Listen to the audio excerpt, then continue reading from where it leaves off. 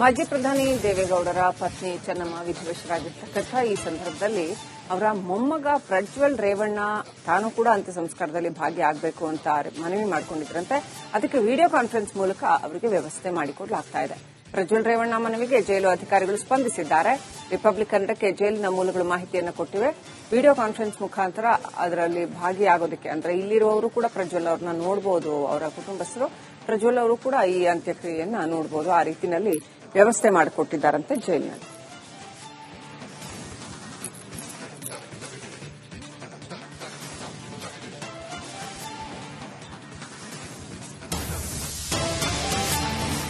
ಮಾಜಿ ಪ್ರಧಾನಿ ದೇವೇಗೌಡರ ಪತ್ನಿ ಚೆನ್ನಮ್ಮ ವಿಧಿವಶರಾಗಿರ್ತಕ್ಕಂಥ ಈ ಸಂದರ್ಭದಲ್ಲಿ ಅಂತ್ಯ ಸಂಸ್ಕಾರಕ್ಕೆ ಸಹಸ್ರಾರು ಜನ ಬಹಳ ದೂರದಿಂದ ಬರ್ತಾರೆ.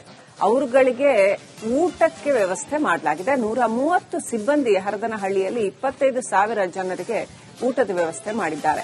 ಹಾಸನ ಜಿಲ್ಲೆ ಹೊಳೆನರಸೀಪುರ ತಾಲೂಕಿನ ಈ ಗ್ರಾಮದಲ್ಲಿ 25,000 ಜನರಿಗೆ ಊಟದ ವ್ಯವಸ್ಥೆ ಮಾಡಿದ್ದಾರೆ.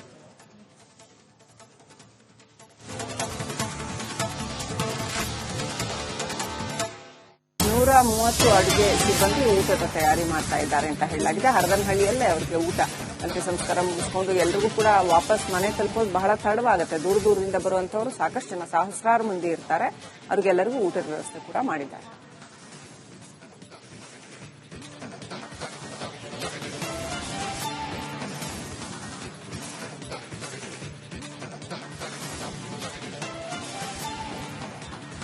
ಮಾಜಿ ಪ್ರಧಾನಿ ಎಚ್ ಡಿ ದೇವೇಗೌಡ ಅವರ ಪತ್ನಿ ಚೆನ್ನಮ್ಮ ವಿಧಿವಶರಾಗಿದ್ದಾರೆ.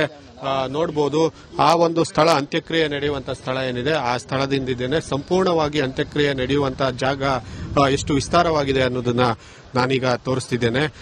ಜೊತೆಗೆ ಸ್ಥಳದಲ್ಲಿ ಈಗಾಗಲೇ ಬೆಳಿಗ್ಗೆನೆ ತಮ್ಮ ತಾಯಿ ಅಂತ್ಯ ಸಂಸ್ಕಾರ ನಡೆಯುವಂತಹ ಸ್ಥಳವನ್ನು ಕೂಡ ಏನು ನೋಡ್ಲಿಕ್ಕೆ ರೇವಣ್ಣ, ಮಾಜಿ ಸಚಿವ ಅವರ ಪುತ್ರ ರೇವಣ್ಣ ಅವರು ಬಂದಿದ್ದಾರೆ. ಹಾಗೆ ಎಲ್ಲರೂ ಕೂಡ ಅವರನ್ನ ಗ್ರಾಮಸ್ಥರು, ಊರಿನವರು ಮಾತನಾಡಿಸ್ತಿದ್ದಾರೆ. ಹಾಗೆ ನಾವು ಕೂಡ ಅವ್ರನ್ನ ಮಾತನಾಡಿಸುವಂತಹ ಒಂದು ಪ್ರಯತ್ನವನ್ನು ಮಾಡೋಣ. ಸರ್, ಇವತ್ತು ಎಷ್ಟೊತ್ತಿಗೆ ಅಲ್ಲಿಂದ ನಿಮ್ಮ ಮನೆಯಿಂದ ಇಲ್ಲಿಗೆ ತರಲಾಗುತ್ತೆ? ಏನು ಸರ್? ನಮ್ಮ ಮನೆಯಿಂದ 10-15 ಗಂಟೆಗೆ ಬಿಟ್ಟು 10ರಿಂದ 10-15 ಗಂಟೆ ಬಿಟ್ಟು ಲಕ್ಷ್ಮೀ ನರಸಿಂಹಸ್ವಾಮಿ ದೇವಸ್ಥಾನದ ಹತ್ರ ಹೋಗಿ ಅಲ್ಲಿ ನಾವು ಸ್ವಂತ ಮನೆಯಲ್ಲಿ ಆ ಕಾಲದಲ್ಲಿ ಇದ್ದು ಅಲ್ಲಿಗೆ ಹೋಗಿ ಅಲ್ಲಿಂದ ಲಕ್ಷ್ಮೀ ನರಸಿಂಹಸ್ವಾಮಿಯಿಂದ ರಘುಪತಿ ದೇವಸ್ಥಾನ, ನಾಗಲಾಪುರದಿಂದ ಸೀದಾ ಹುಚ್ಚನಕೊಬ್ಲು ಕ್ರಾಸು, ಮತ್ತೆ ನಾಗಲಾಪುರ, ಸಂಕ್ರಹಳ್ಳಿ, ಕಳ್ಳಿಕೊಬ್ಲು, ಕಟ್ಟಹಳ್ಳಿ, ಮಾರ್ಗೋಡ್ನಹಳ್ಳಿ, ಬಡಲಿಬ್ಬು, ಅರ್ದೂರ್ ಮೇಲೆ ಬಸವನಹಳ್ಳಿ, ಹನಮನಹಳ್ಳಿ, ಬಸವನಹಳ್ಳಿ, ಅಂಗನಹಳ್ಳಿ ಮೇಲೆ ಇಲ್ಲಿ ಬರುತ್ತೆ ಕೊಟ್ಟಿದ್ದೀನಿ. ಇಲ್ಲಿ ಎಷ್ಟೊತ್ತು? 2 ಗಂಟೆಗೆ ತಲುಪೋದು ಇಲ್ಲಿಗೆ 1 ಗಂಟೆ 12ವರೆ ಕರೆಕ್ಟ್ ಆಗಿರುತ್ತೆ. ಟೈಮ್ ಏನ್ ಕೊಟ್ಟಿದ್ದಾರೆ ಸರ್? ಅಂದ್ರೆ ಲಾಸ್ಟ್ ಎಷ್ಟು ಗಂಟೆ ಒಳಗೆ ಆಗ್ಬೇಕು? ನಾವು 1:30ರಿಂದ 4 ಗಂಟೆ ಒಳಗೆ. ಮಾಜಿ ಸಚಿವ ಎಚ್ ಡಿ ರೇವಣ್ಣ, ಚೆನ್ನಮ್ಮ ಅವರ ಪುತ್ರ ಹೇಳಿರುವಂತದ್ದು ಏನು, ಸುಮಾರು 10:30-11 ಗಂಟೆ ಹೊತ್ತಿಗಾಗಲೇ ಅವರ ಮನೆಯಿಂದ ಪಾರ್ಥಿವ ಶರೀರವನ್ನ ಲಕ್ಷ್ಮೀ ನರಸಿಂಹಸ್ವಾಮಿ ದೇವಸ್ಥಾನ, ಅಂದ್ರೆ ಹೊಳೆನರಸೀಪುರದ ಲಕ್ಷ್ಮೀ ನರಸಿಂಹಸ್ವಾಮಿ ದೇವಸ್ಥಾನವಾಗಿ ಗಣಪತಿ ದೇವಸ್ಥಾನ ಮುಖಾಂತರ ಹಂಗ್ರಹಳ್ಳಿ ಹಾಗೆ ಕೆಲವು ಹಳ್ಳಿಗಳ ಮುಖಾಂತರ ಇಲ್ಲಿಗೆ 1 ಗಂಟೆ ಹೊತ್ತಿಗೆ ನಾವು ತರಬೇಕು, 1ರಿಂದ 2 ಗಂಟೆ ಹೊತ್ತಿಗೆ ತರಬೇಕು ಅನ್ನುವಂಥದ್ದು. ಇನ್ನ ಮಾಜಿ ಸಚಿವ ಎಚ್ ಡಿ ರೇವಣ್ಣ ಅವರೇ ಹೇಳಿರುವಂತೆ ಸುಮಾರು 2 ಗಂಟೆಯಿಂದ 4 ಗಂಟೆ ಹೊತ್ತಿಗೆ ಅಂತ್ಯಕ್ರಿಯೆಯನ್ನ ಮುಗಿಸ್ಲಿಕ್ಕೆ ನಮಗೆ ಸಮಯವನ್ನ ನೀಡಿದ್ದಾರೆ. ಹೀಗೆ ಅಷ್ಟರಲ್ಲಿ ಮುಗಿಸಬೇಕು ಅನ್ನುವಂಥದ್ದು.